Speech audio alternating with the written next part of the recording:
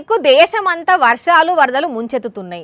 జమ్మూ కాశ్మీర్లో క్లౌడ్ బరస్తోని జనం ఆగమాగమవుతున్నారు.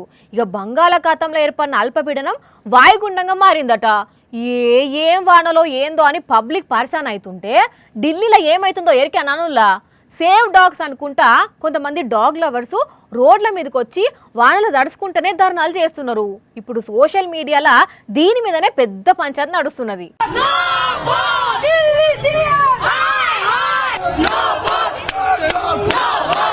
చూస్తున్న రానుల్లా వాళ్ళందరూ డాగ్ లవర్స్ అన్నట్టు అందరు పదురుకొని ఢిల్లీలో జమై కుక్కల కోసం గట్టిగా నెగొట్లాడుతున్నారు. 2-3 ఊర కుక్కలని ఎత్తుకొని జులుస్ తీస్తున్నారు.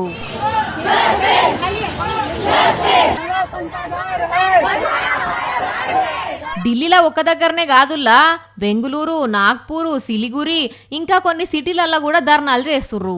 ఊర కుక్కలతోని పబ్లిక్ పరిశాన్ అవుతున్నారు కాబట్టి 8 వారాలల్లా ఢిల్లీలో ఉన్న కుక్కలన్నింటినీ కొంచిపోయి ఏనన్నా షెల్టర్ హోమ్స్ లో పెట్టుర్రి అని supreme court తీర్పిచ్చింది.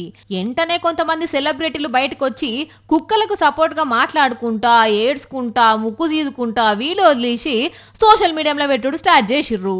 Now that this judgment is already passed, people who are trying to have a peaceful protest on the streets are being taken away by the police.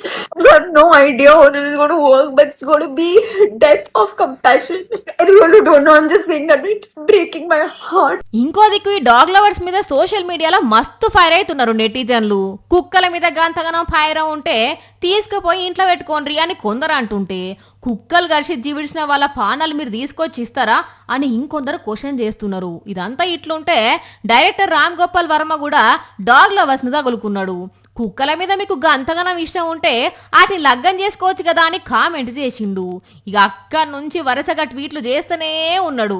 మరి ఫైనల్ గా supreme court ఏం చెప్తుందో చూడాలి అని అంటున్నారు ఈ వార్తలు ఫాలో అవుతున్న పబ్లిక్.